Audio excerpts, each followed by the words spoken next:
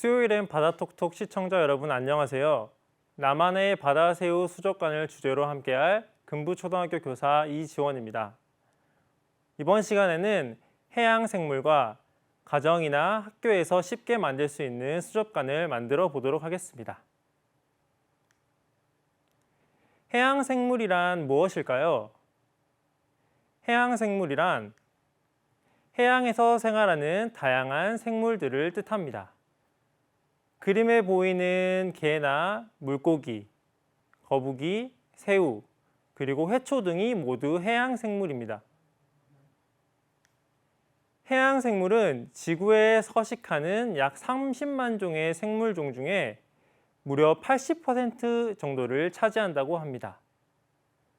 해양생물이 우리 생태계에서 굉장히 중요한 역할을 한다는 것을 알 수 있겠죠? 해양생물은 종류가 굉장히 많은데 이 해양생물은 크게 세 부류로 나눌 수가 있습니다. 플랑크톤, 헤엄을 치며 살아가는 동물, 그리고 바다의 바닥에서 사는 동물입니다.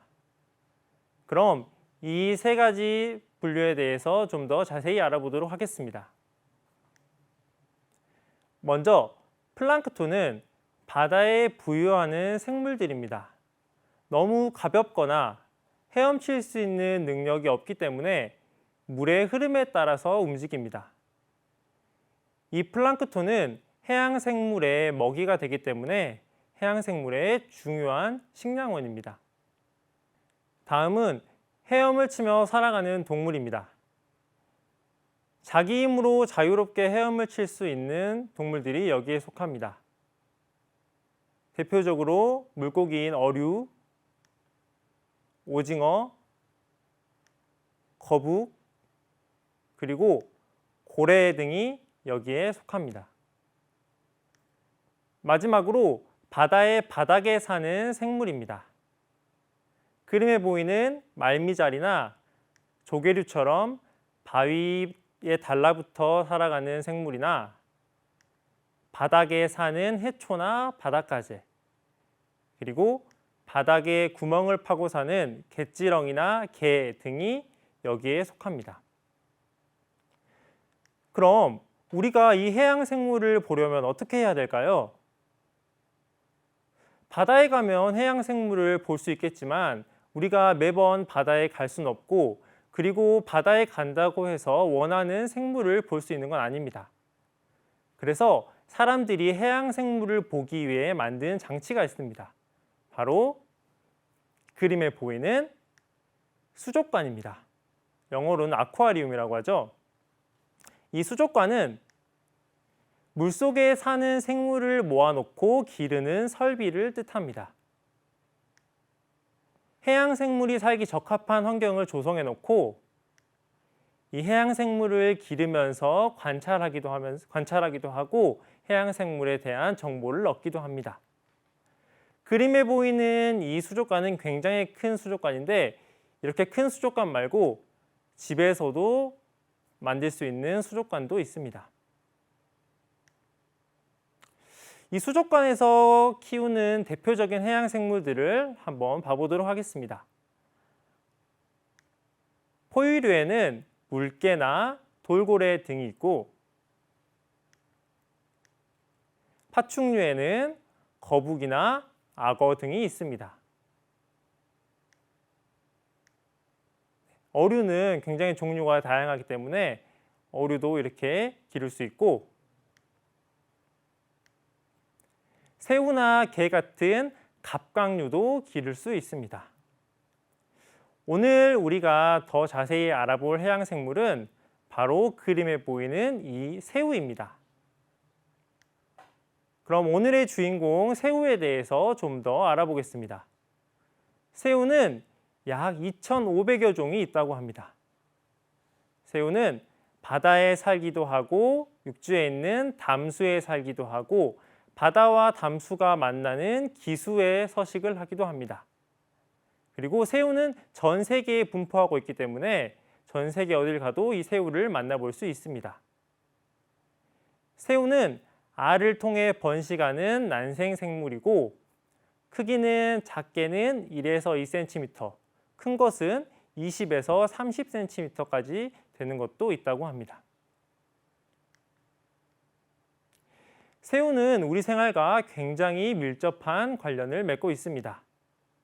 먼저 그림에 보이는 것처럼 세계 각국에서 많은 사람들의 귀중한 식품 역할을 합니다. 여러분도 다들 새우로 만든 음식 한 번쯤은 먹어보셨죠? 그리고 낚시를 좋아하시는 분은 잘 아시겠지만 동물의 사료나 낚시의 미끼로 활용되기도 합니다. 그리고 수족관에서 기르는 것처럼 관상용으로 새우와 우리 생활이 관련 있기도 합니다. 그럼 이 관상용 새우에 대해서 조금 더 알아보겠습니다. 이 새우 수족관은 새우를 수족관에 넣고 키우는 시설입니다. 수족관 시장에서 굉장히 큰 비중을 차지하고 두터운 마니아층이 존재한다고 합니다. 커뮤니티도 굉장히 활성화되어 있어서 이곳에서 많은 정보를 얻을 수 있습니다. 그런데 이 그림에 보이는 이 새우는 대표적인 바다 새우인 클리너 슈림프입니다. 그런데 이 바다 새우는 사육이 굉장히 어렵다고 합니다. 그 이유는 이 수족관 환경을 바다 환경과 비슷하게 맞추는 것이 쉽지 않기 때문이라고 하네요. 그래서 사람들은 바다 새우보다는 주로 키우기 용이한 담수 새우를 많이 키웁니다. 이렇게 새우를 수족관에서 기르기 위해서는 수족관이 갖추어야 될 조건들이 있습니다. 먼저 새우가 자유롭게 지내면서 또 쉽게 깨지지 않고 이끼등이 잘 끼지 않는 수족관의 크기와 재질도 고려해야 되고요. 그리고 pH나 산소 포화도와 같은 수질도 관리를 잘 해줘야 됩니다. 그리고 이 새우들이 잘 지낼 수 있는 적절한 수온 유지도 해줘야 되고 수족관 안에 들어갈 산소 발생 장치나 여과기처럼 내용물 관리도 해줘야 됩니다. 마지막으로 이 새우들이 잘 생활할 수 있는 조명까지 잘 관리를 해줘야 됩니다. 오늘 손쉬운 수족관을 만든다고 했는데 너무 조건이 까다롭다는 생각이 들죠? 그래서 이렇게 조건이 까다로운 수족관이 아닌 오늘은 정말 만들기 쉽고 관리하기 쉬운 수족관을 한번 만들어 보도록 하겠습니다. 오늘 만들 수족관은 먼저 만들기가 굉장히 쉽습니다. 그리고 주변 마트나 인터넷에서 알을 구하기가 굉장히 쉽고 또 알을 보존하는 것도 어렵지 않습니다. 그리고 별다른 노력을 하지 않아도 알이 잘 부화하고 기르는 것도 쉽습니다. 지금 이 그림에 보이는 이 작은 생물들이 오늘의 주인공인데요. 이 생물에 대해서 더 알아볼까요? 이전 화면에서 봤던 생물은 아르테미아라고 하는 생물입니다. 영어로는 브라인 슈림프라고도 하고 우리나라에서는 시몬키나 바다새우로 많이 알려져 있습니다. 그런데 이 생물은 외형만 새우와 닮았지 실제로 새우와는 다른 종입니다. 그리고 바다새우라고는 불리지만 실제로 바다에 살기보다는 천적을 피하기 위해 주로 소금 호수에서 많이 서식한다고 합니다. 그런데 우리나라에는 바다새우라고 많이 알려져 있기 때문에 오늘은 그냥 바다새우라고 이름을 부르고 지금부터 나만의 수족관을 한번 만들어 보도록 하겠습니다. 나만의 수족관을 만들기 위해서는 준비물이 필요합니다. 준비물은 알, 먹이, 소금, 그리고 저어줄 나무 막대, 플라스틱 컵과 뚜껑, 물, 수족관을 꾸며줄 물품들, 그리고 물의 높이를 표시해줄 펜입니다. 알이나 먹이는 인터넷이나 마트에 가면 구매를 할 수 있습니다. 그럼 지금부터 수족관을 만들어 보도록 하겠습니다. 먼저 빈 플라스틱 컵에 물을 부어줍니다.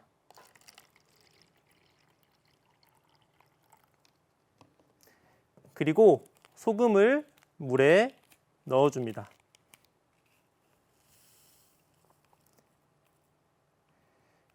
소금의 양은 물 1리터에 25g에서 35g 정도가 적당합니다.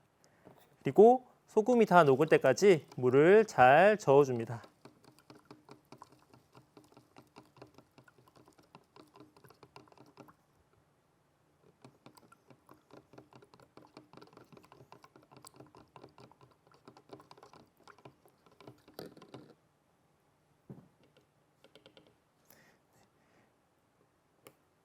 소금이 다 녹았으면 이제 수족관을 꾸며줄 물건들을 넣어줍니다.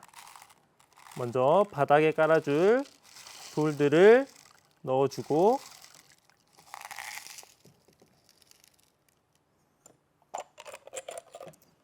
조개 껍질도 함께 넣어줍니다.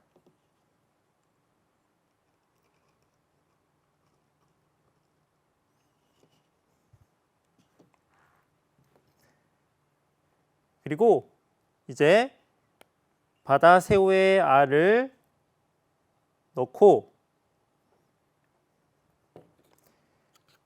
뚜껑을 닫아줍니다.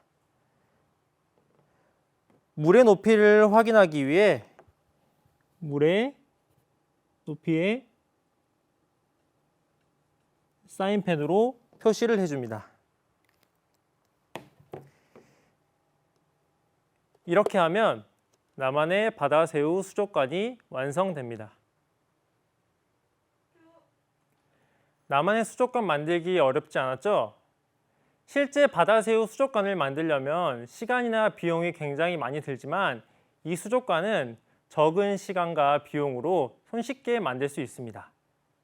그럼 이 수족관을 어떻게 관리해야 되는지 한번 알아보도록 하겠습니다. 먼저 물은 갈아주지 않고 증발이 되면 보충만 해주면 됩니다. 아까 물의 높이를 표시를 해놨는데 거기서 증발한 만큼만 보충을 해주면 됩니다. 그리고 먹이는 부화한 후로부터 4일이나 5일에 한 번씩 주면 됩니다. 먹이를 너무 많이 주면 물이 더러워지기 때문에 먹이를 적당히 줘야 합니다. 그리고 산소는 매일매일 공급을 해줘야 되는데 물을 살살 저어주거나 아니면은 스포이트를 활용을 해서 산소를 공급해 주면 됩니다. 햇빛은 받을 수 있도록 하되 직사광선은 피해줘야 하고 온도는 섭씨 18도에서 27도 정도를 유지해 주면 좋습니다. 그럼 제가 실제로 기른 바다새우를 한번 관찰해 보도록 하겠습니다. 먼저 1일차의 모습입니다.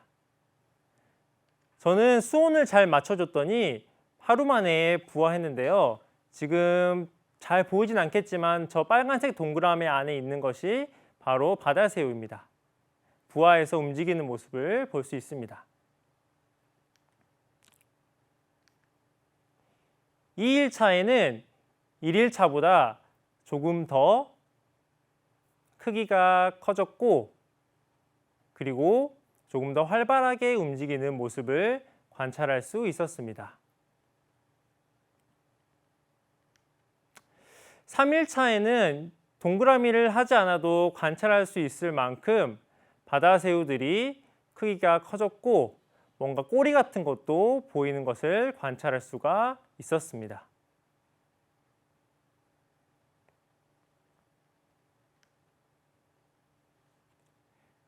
4일차에는 먹이를 한번 줘봤습니다.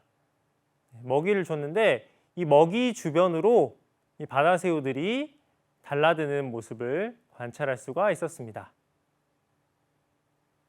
먹이를 너무 많이 줘버리면 물이 탁해지기 때문에 적당량을 주는 것이 중요합니다.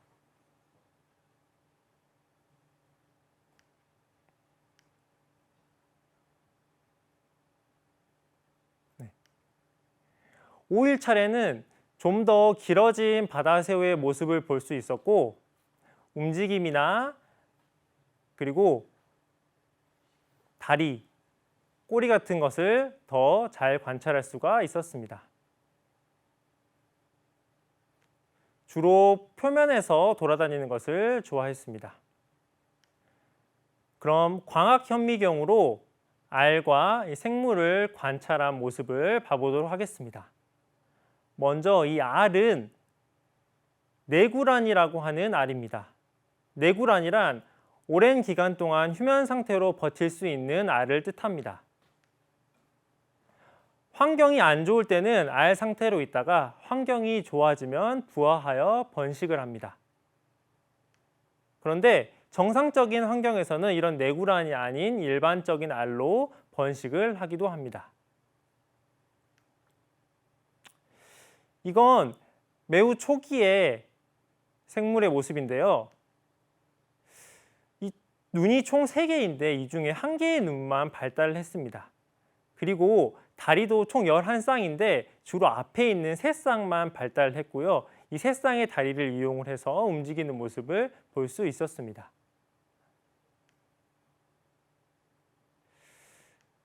그리고 좀 더 자랐을 때는 3개의 눈 중 나머지 2개의 눈도 함께 발달을 해서 눈이 3개가 되었고 11쌍의 다리 중 나머지 다리들도 점점 자라기 시작해서 이제 다리로 분화되는 모습을 볼 수가 있었습니다.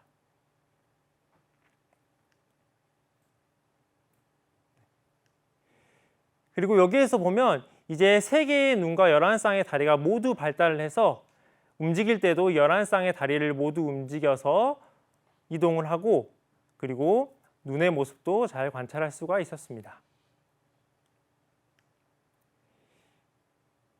이 생물의 일대기를 그려놓은 그림인데요.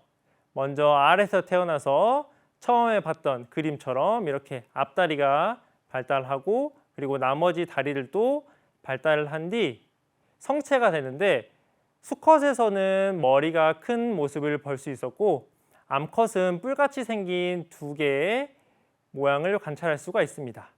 그리고 이 암컷이 수컷과 교미를 해서 알을 낳으면 번식을 하게 됩니다. 오늘은 수족관을 한번 만들어 봤는데요. 수족관은 굉장히 많은 장점이 있습니다. 먼저 해양 생물의 생태를 관찰을 하면서 해양 생물에 대한 정보를 얻을 수가 있습니다. 그리고 이 해양 생물을 기르면서 재미를 느낄 수도 있고 요즘에 물멍이라고 해서 이 해양 생물과 물을 보면서 마음의 평화를 얻을 수도 있습니다. 그리고 이렇게 그림에 보이는 것처럼 예쁘게 수족관을 꾸며 놓으면 인테리어 효과를 얻을 수도 있고 수족관 시장이 굉장히 크기 때문에 이 수족관을 직업으로 해서 경제적인 이득을 얻을 수도 있습니다. 오늘은 나만의 수족관을 만들어 봤는데 여러분도 만들기 쉬운 수족관부터 시작해서 수족관에 관심을 가져보는 건 어떨까요?